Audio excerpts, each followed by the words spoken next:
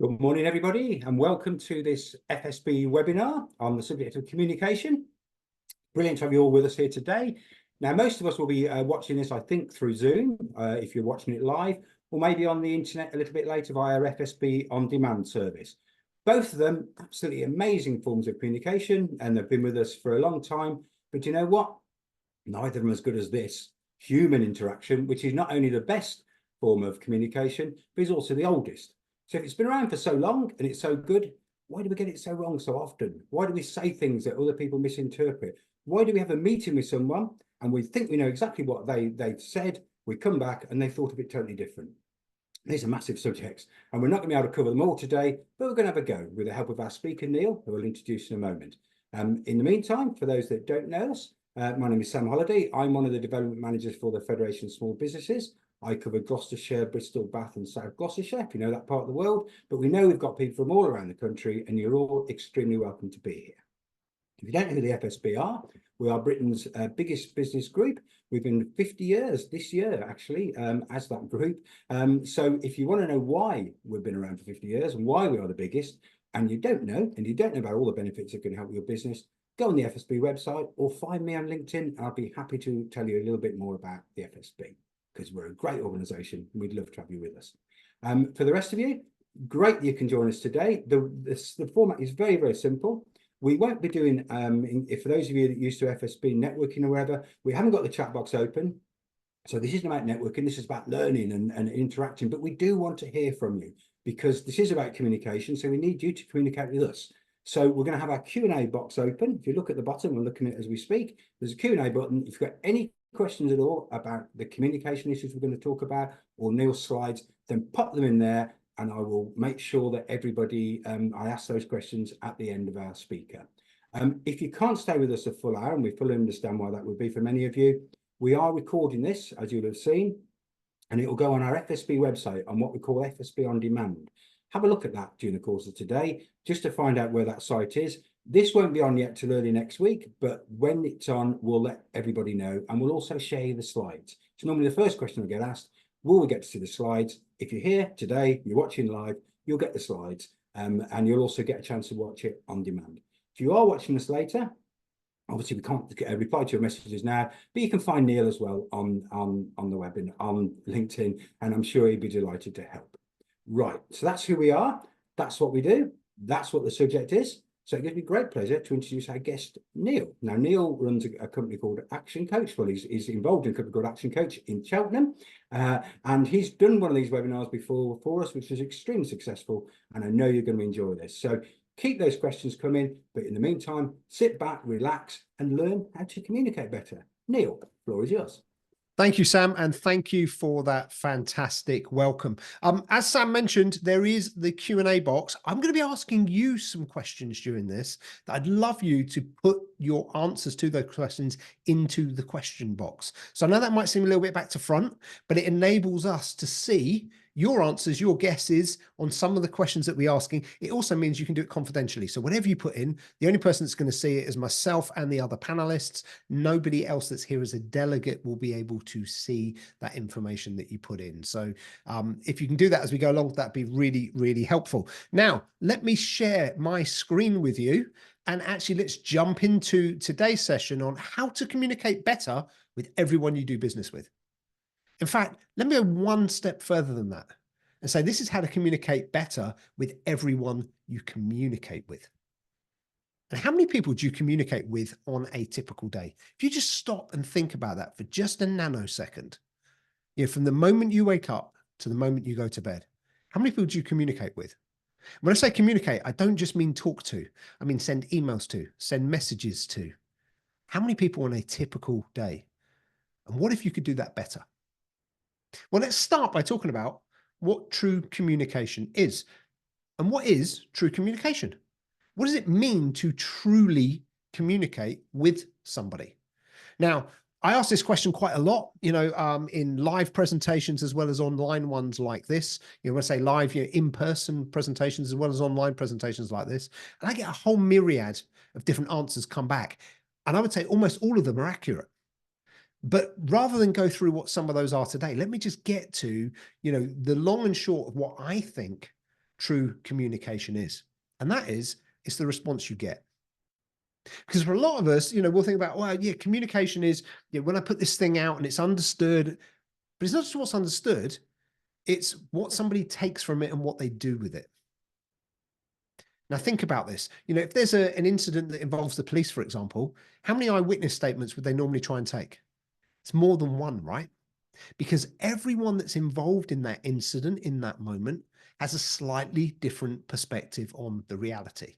And what I want you to think about here is, depending on people's different communication styles, behavioral styles, life experiences, a whole bunch of things, it will tailor the way they receive your communication.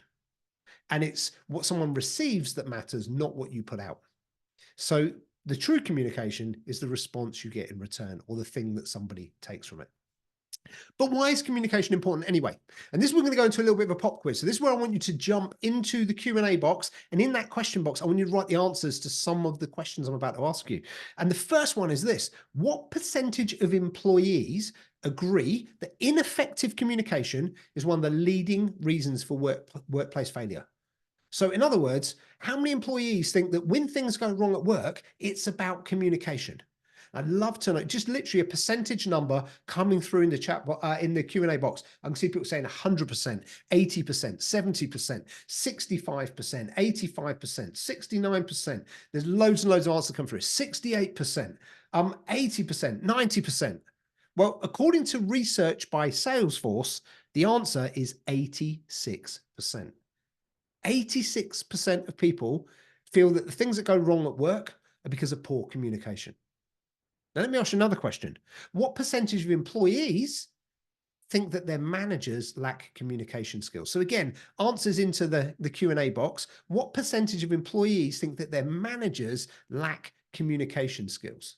And I can see we've got people coming through here again, 98%, 100%, 80%, 90%. These are coming through thick and fast here, 50%, 70%. But the answer, and this is from Inc.com, did this research, 91%. Now, if I was to ask you, if you are in a managerial role or a leadership role, do you think you have good communication skills? Do you feel like you communicate well with your team? I guarantee most people say, yeah, I'm pretty good at that.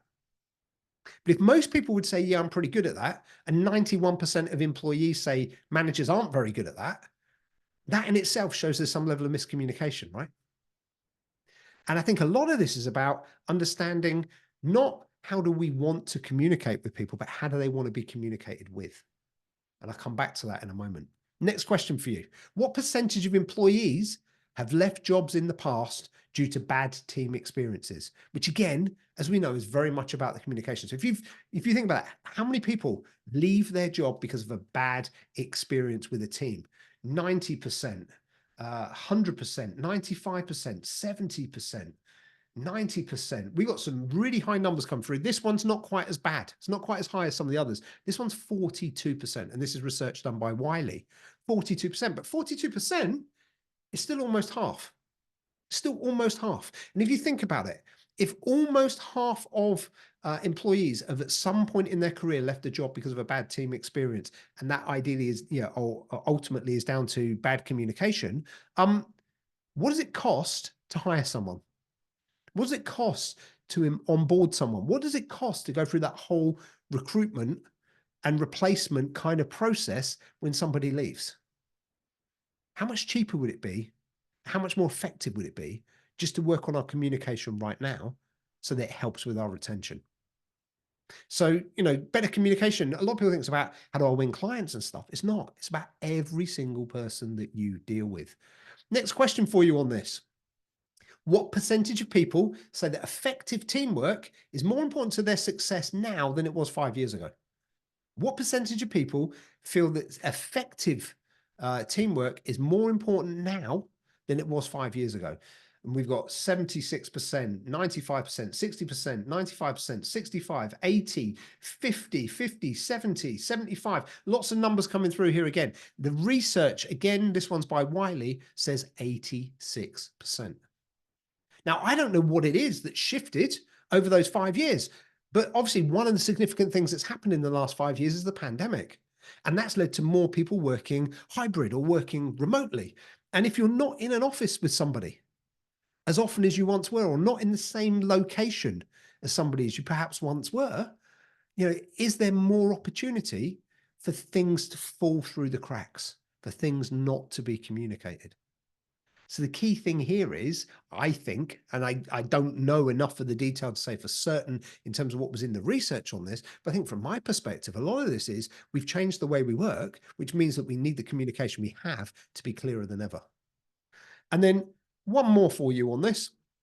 What percentage of employees believe that showing empathy is an important way to advance employee retention? What percentage of employees believe that showing empathy is key to retaining staff? And we've got some big numbers again: 95%, 100%, 80%, 100%, 100%, 100%, 99%, 50%, whole bunch. Someone's also asking, can we get the slides? Yes, Sam already mentioned you will be able to get the slides post-event for being here. Now, the answer to this question, this one came from Forbes, this data, is 96%. And that one doesn't surprise me at all, because think about it for yourself for a moment. How important is it that somebody understands you? Any situation in your life where you're communicating with somebody, how much do you want to feel understood? And actually, one of the key things around communication is, am I communicating to get someone to understand me, or am I communicating so that they feel understood by me? Because you'll build much deeper, more meaningful relationships when someone feels like you understand them than when you're focusing solely on getting them to understand you. Now, a lot of us have heard of this thing called the golden rule of communication, or the golden rule of life, the golden rule of how to treat people, which is treat others the way you would like to be treated. But the problem with that is not everyone wants to communicate the same way. Not everybody is interested in the same things. Not everybody has the same priorities and the same focus. So I want to introduce you to something slightly different, and that's what we would refer to as the platinum rule.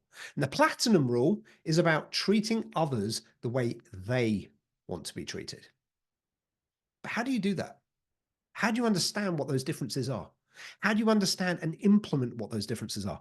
And so I want to introduce you to a technology called DISC. And some of you may be familiar with DISC already. In fact, if you are, just drop me a yes in the Q&A box.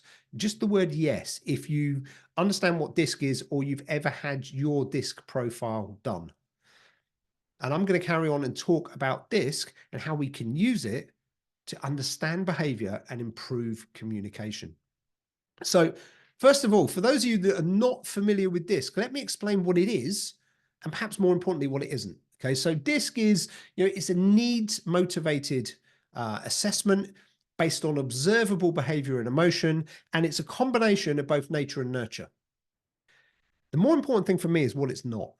Because if you have a DISC profile done, or if you do this for your team, what DISC is not is any kind of measure of anyone's intelligence, skills, experience, or education. It's also not any kind of indicator of what someone's values are. There is no right or wrong DISC profile. There is no high score. It's more about, where do I sit? And the other thing I would say is that every human being is a mixture of all four of these styles. So let me explain a little bit more about what each of them are. The DISC: dominance, influence, steadiness, conscientiousness. If I break that down a little bit, the D, the dominance, what it's really about is, how do I tackle problems and challenges? What is my approach to tackling problems and challenges? And I'll talk about each of these in a bit more detail as we go through the presentation. But just be aware, this one is about the task at hand, the problem, the challenge. How do I address it? The second one, influence, that's about, how do I deal with people and contacts? Yeah, how do I feel about meeting new people, for example? Do I enjoy networking? Do I enjoy getting out there and having an experience of meeting new people? Or do I prefer to kind of work on my own? Do I prefer to be insular, doing solo tasks? Again, we need both, depending on the type of role. We need people that do all of these different things, right? Let's move on and talk about the S, the green. That's about pace and consistency. Now, very often, this is the role I will describe as being almost like the parental figure in a business or an organization. This is the person that puts their arm around everybody else and makes sure that they are okay. That calming influence in your office or your workplace. And then finally, the conscientious people are the ones who are around procedures, constraints, rules, processes, attention to detail, and making sure everything is done in the right way. Now, a couple of other things to understand about this. Those top two are quite guarded in their approach. And part of that is because they're actually task driven, not people driven. So both the red and the blue, the D and the C, are driven by task. Now, what does that mean? It means if you go into a meeting, for example, with someone that's in this category, and you start by saying, hey, how was your weekend? They don't necessarily want to tell you because there's an agenda for the meeting. Let's get on with the agenda. Why do you need to know about my weekend? That's not what I'm here for. I've got friends on the weekend that I spend time with. You're a colleague, or you're a manager, or you're one of my team. Now, they probably won't say those things to you, but they also won't give very much away when you ask those questions, and they'll try and get things on task and on point. On the other side, we've got people who are incredibly open. And if you ask them, how was your weekend? They'll want to tell you. Also, they'll start asking about yours. So one of the ways you can start to spot the difference is, if I ask someone a simple question like, how are you? If in their response, they also ask how I am, that tells me they're more people focused and they're more open. The other thing to note, those on the right-hand side of your screen on the diagram, the D and the I, the dominant and the influence, are very direct. They will get to the point. They will ask the hard question. They will, they want to do everything in a hurry. They want to do everything yesterday. In fact, people who score very highly in these areas on a DISC assessment, very often are super impatient and want tomorrow's result yesterday before they've even done today's work. Whereas on the other side, it's a lot more indirect and it's a lot slower. So they will go around the houses more. They'll look for more detail or more story or more depth of understanding before actually getting to something like a decision or a difficult question. Now, what are some words that might be used to describe each of these styles? Because in a moment, I want you to try and spot the different styles from a communication. So what are some of the different words we might use for each of these? So if we look at the D, someone who scores high in this area would be seen as a risk taker, direct, forceful, self-reliant, decisive, competitive. In fact, if you've ever met someone who says life is a competition and there's no prize for coming second, I'd almost guarantee they are in this quadrant as their primary style. But remember, all of us are a mix of all four. The I, the yellow, influential, trusting, sociable, friendly, optimistic, enthusiastic. This is the person that wants life to be fun. If the top one is life is a competition, this one is life is a party. Yeah, how can I have fun? How can I enjoy things? Sometimes you might view this person as being like a bit of a cheeky monkey or a bit of a class clown when they're in the extreme. It's someone who tends to talk a lot. Someone who sometimes in conversation, it might be hard to get your words in because they're just flowing and flowing and flowing, and normally at quite a pace. Come to the green, the S. That's about someone who's calming, steady, loyal, consistent, relaxed, patient. As I mentioned, this is kind of the parental figure in most groups, most organizations, the person that's putting their arm around everyone else and making sure they're okay. Now, just be aware, in the extreme, sometimes people in this quadrant can be so busy looking after everybody else, they neglect to look after themselves. And if you don't check in on them, sooner or later, it might be like you lit the touch paper and everything comes out. All the stuff they've been building up for months, weeks, or even years can come back and be very, very specific. Do you remember in, 2017, you said this thing to me? And depending on where you are on this, if you're dealing with someone that's like that, you're going, I ain't got a clue. But they can remember the detail because they care incredibly deeply about, a large number of people. And then in the top corner, we have those that are analytical, systematic, courteous, precise, focus, fact finders. This is the person who believes there is a right and a wrong way to do everything. And so let's do it the right way every single time. But again, the risk of that is potentially an over-analysis and over-reliability on data that actually gets in the way of getting things done.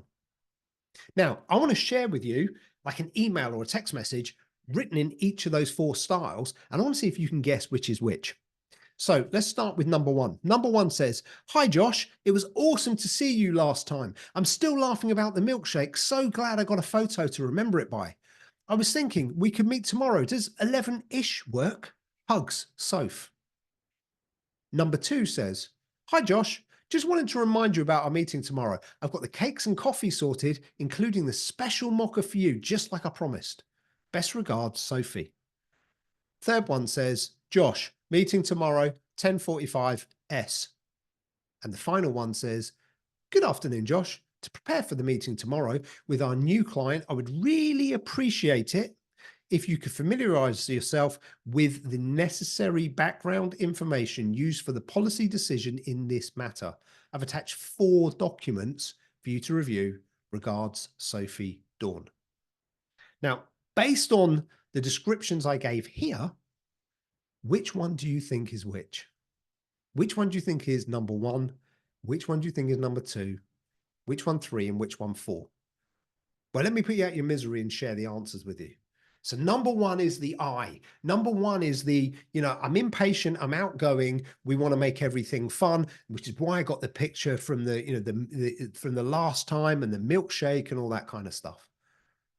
The second one is the green, the caring. I remembered the special coffee you like. The third one, definitely the red, direct and to the point.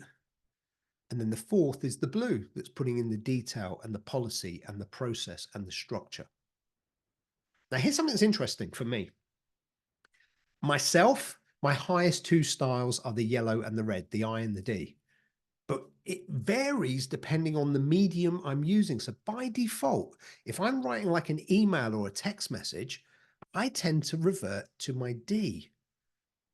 But I know there's a lot of people, if I send them a message that's as short and direct as the one you see on your screen right now, there is a risk that they will be offended.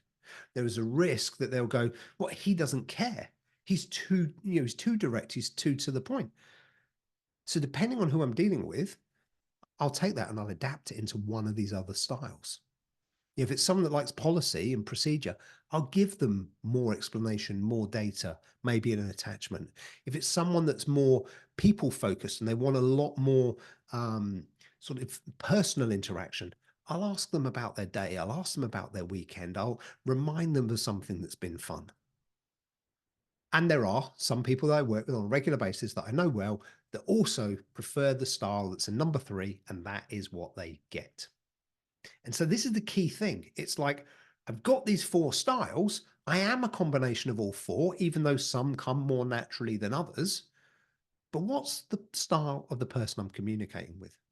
What's the right style to use when I'm communicating with them? So let me give you another little tool that might help you to identify other people's styles.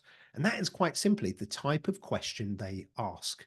Now, all of us ask all 4 of these questions. All of us ask questions, what, who, how, why. We all use that vocabulary, right? The difference is, which ones are we using most often? And if you're sitting in a meeting with people or you're in a conversation with people, listen carefully to the kind of questions they ask.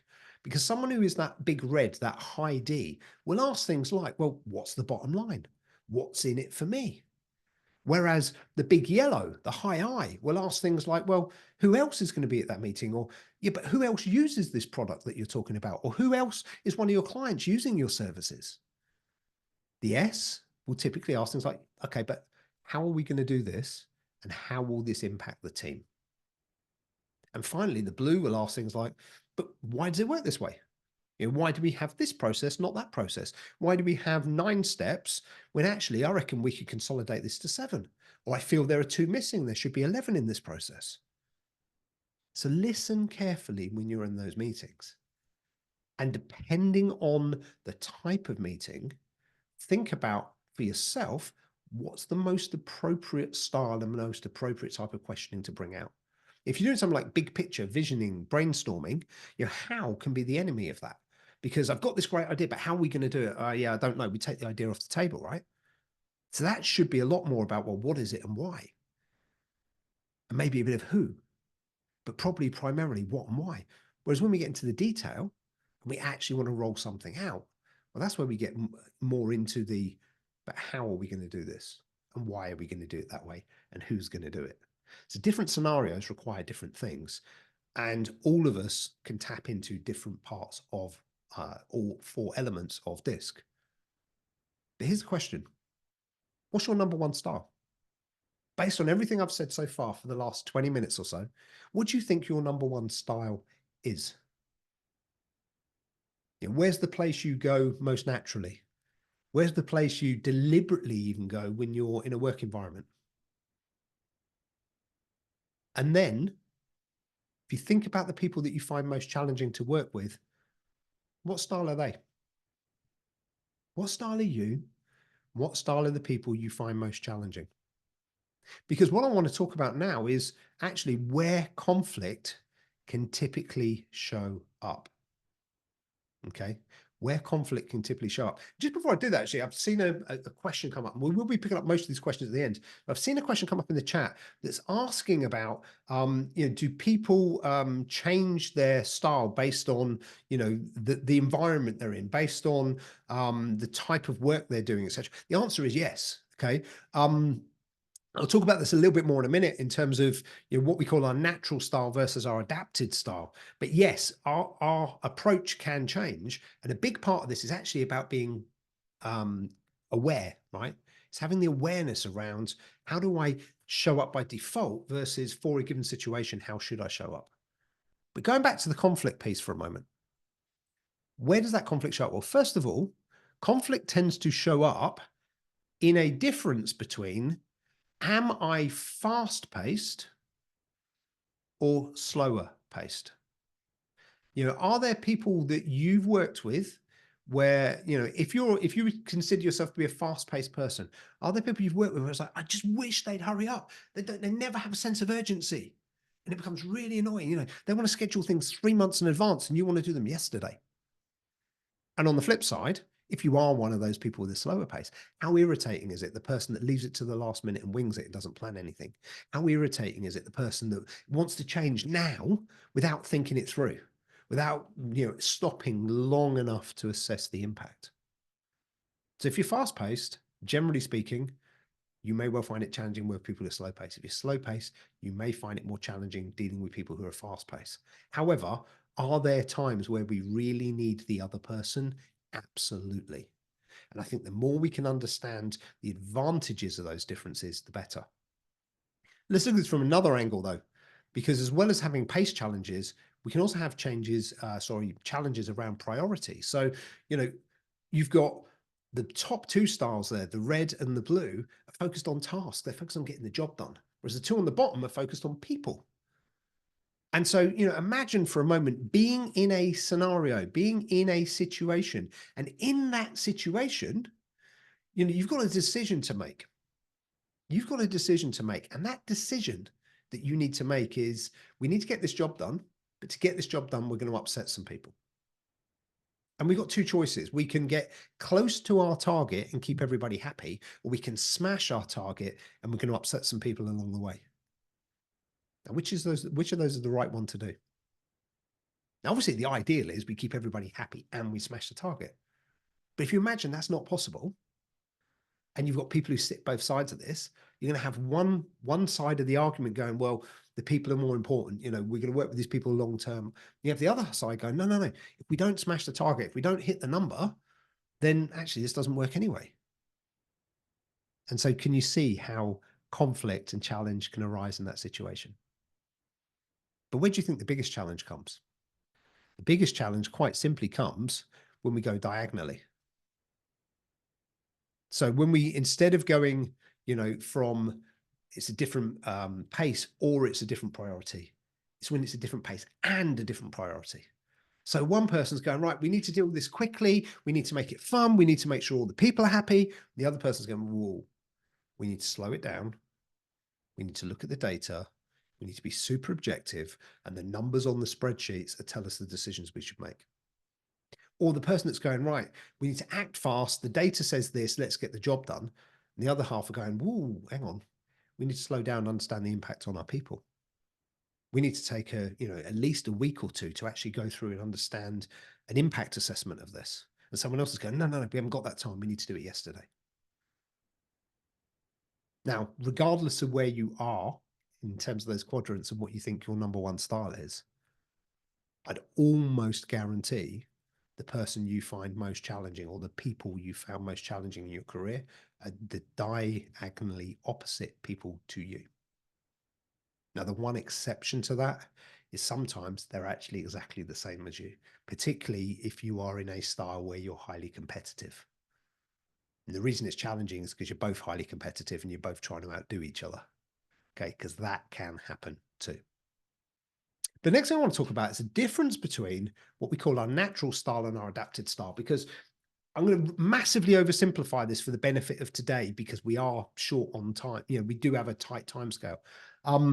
But our natural style effectively is who we are at our core. It's how we show up at home, right? It's kind of like, it's who we are. It rarely changes in our lifestyle, our lifetime, unless there's some sort of traumatic event. Our adapted style is how we show up situationally. So generally speaking, natural is who we are at home, adapted is who we are at work. One rarely changes that much. The other one can change, several times throughout the course of our career, change of role, things of that sort of nature. Now, why in particular do I want to mention this? I want to mention this because where do you think most human beings go in times of stress? When the pressure's on.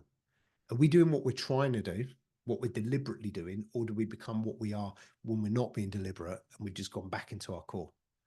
So for many, many people in a time of high stress, we revert to our natural style. Now, depending on how different that is to how we've learned to show up at work, it can really surprise the people around us, because they almost don't recognize this person, almost don't recognize them because they're behaving in a really different way, or they're communicating in a really different way. Yet if that colleague or that person you're doing a project with, or whatever it happens to be, was to speak to someone in your private life that knows you really well, they go, no, that is this person. That's how I know them. And they wouldn't recognize how you normally are at work.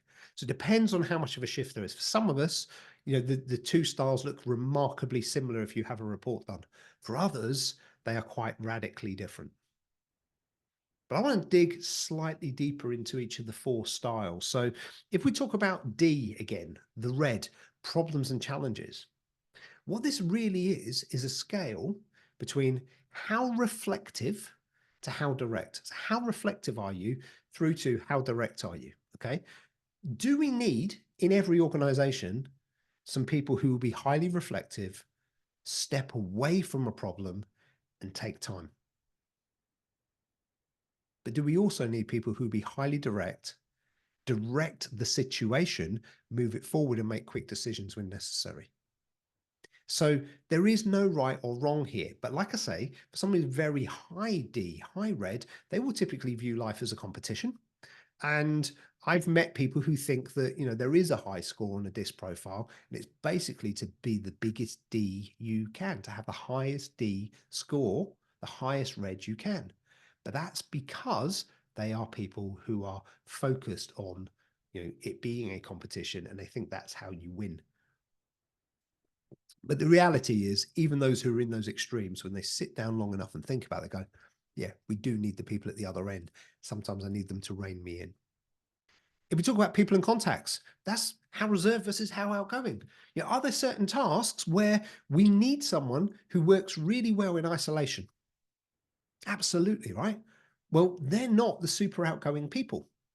Super outgoing people generally will do everything they can to avoid being in solitude. They'll avoid being on their own. And in the extreme, they can be incredibly impatient, have a lot of need for sort of validation from other people, rely a bit too much on intuition, have a short attention span. But by the same token, they can be the best people for building relationships, networking, all of that kind of stuff, right? So there's pros and cons of every single one of these and either end of the scale. The biggest thing is having the awareness and knowing that actually sometimes I need to modify my behavior depending on the setting I'm in. Let's talk about the green, the S. That goes from dynamic to steady. So normally when people talk about, the S profile, the green profile in DISC, what they're talking about is that steadiness. They're talking about, people who want to maintain harmony. and in the extreme will go along with things to maintain that harmony, even when they disagree with it. Okay, but this is the person that's, a fantastic listener, good at building deep relationships with people, not just the superficial, like, fly around a room type relationships that the yellow will often make, right? This is a deep, caring person. But on the other end of that scale is someone who's highly dynamic. So you've got one that's steadying the ship, keeping it calm and avoiding change. And you've got the other one that's driving change, right? And then finally, if we look at the C, the blue, that goes from pioneering to precise. And again, the bit that we would normally focus on is the precise. That's the bit that most people are generally aware of when they think of the C profile, the blue profile. But actually, are there occasions where we need people who bend the rules? Are those the ones that pioneer change? So we need people that follow rules and follow process and make sure everyone else is following rules and process. But occasionally, we also need people who will bend those rules to drive innovation and change. So regardless of where you are on the scale, we need all of this. So a couple of other things to understand here. First of all, how do you communicate with each style? How do you modify your communication to deal with each style? So first of all, if you're dealing with someone who is high D, who is high red, be clear, be specific, be brief, and always appear at least to be organized with an agenda.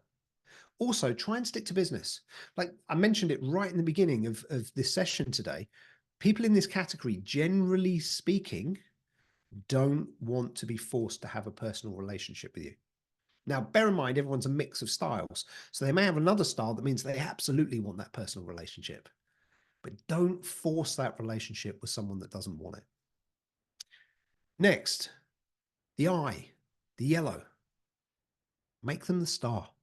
Give them the spotlight, put them in the limelight, praise them when they do something well, create an atmosphere where it feels like fun, where it's exciting, where there's, lots of change, lots of variety, lots of fresh new things to keep their attention high, to keep their interest high.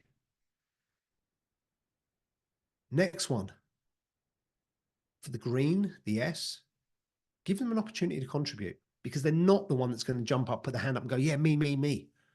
To create space that feels safe for them to contribute to the situation, to whatever's going on in that moment. Be patient with them.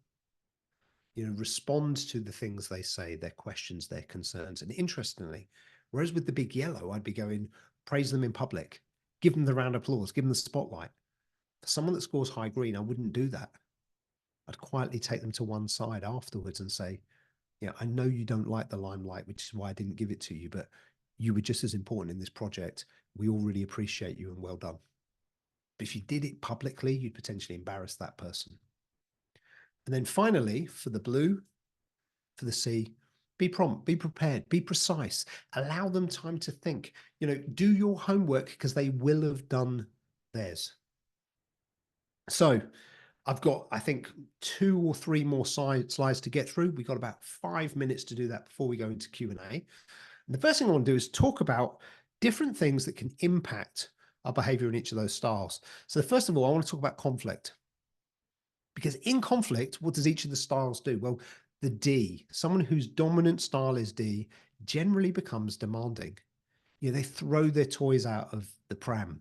In extreme cases, it can be that kind of like adult baby syndrome thing of my way or no way. The I in conflict actually tends to attack other people, points the finger, lays blame. And part of that, as something I'll come on to in a moment, is the biggest fear of each of these styles. The biggest fear of someone who's high I is rejection.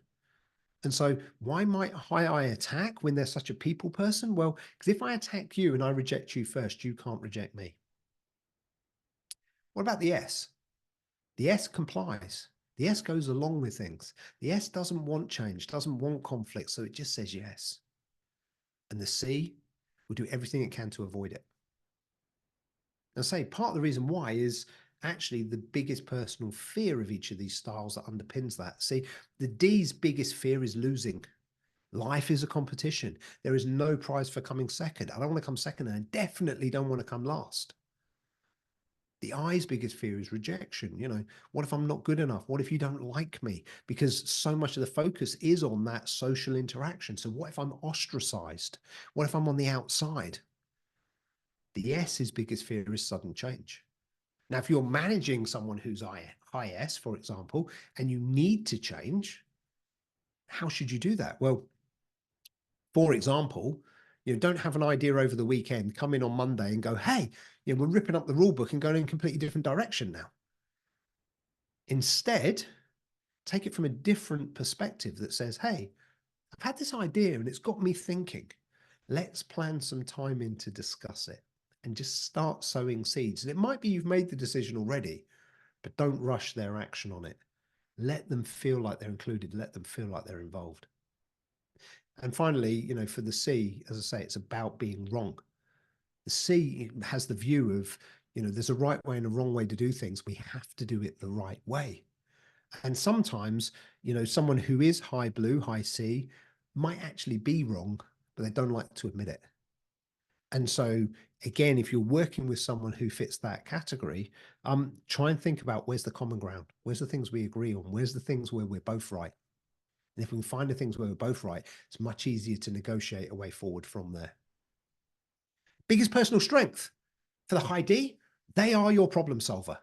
Problems and challenges. Someone who scores high D, brilliant at finding solutions. The high I, brilliant at encouraging people. So, if you've got the D and the I together, for example, in your profile, great salesperson, because they can solve the problem and they can encourage you that it's the right solution for you. They can get you on board.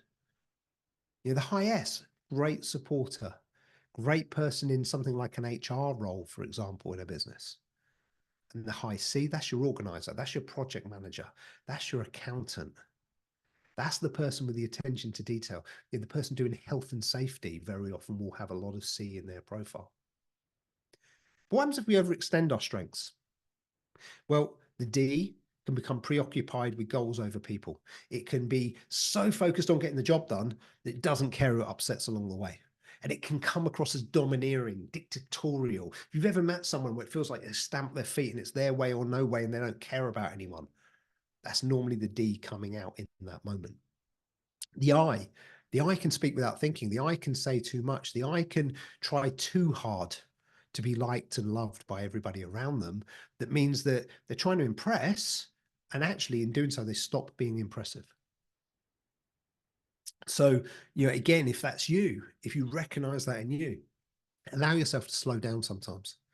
Allow yourself to just think a little bit more. Or if you're not sure you're comfortable with the thing you're going to say, try and stop yourself before you say it rather than becoming uncomfortable after you've said it. The S can procrastinate, doesn't like change. So again, if that's you, think about, well, what are the things that can motivate me to move forward? Or how can I frame this in a way that I feel safe? And the C can overanalyze. In fact, the C can get caught up in what we would refer to as analysis paralysis, which means I'm so busy analyzing the data that I'm doing nothing. Now, let me ask you a question. What do most people do after they spend 45 minutes on a session like this? What do most people do? I can tell you from experience, majority of people who invest their time and effort in attending something like this, they make copious notes, they get a copy of the slides, they maybe even get the replay and watch it. And what do? Nothing. Nothing. They're ready for action, but they don't take any.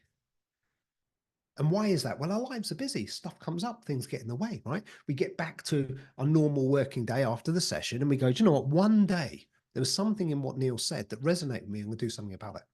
One day I'm going to sit down and I'm going to think, actually, what disc profile do I think each of my team are? Maybe I'm even going to get some assessments done for myself and my team. But one day I'm going to have that conversation. One day. Now, I don't know what's come up for you over the last 45 minutes, but I'm hoping you've got some value from this and it's triggered some sort of light bulb to go off and something where you've gone, actually, I should do this. I should have this conversation.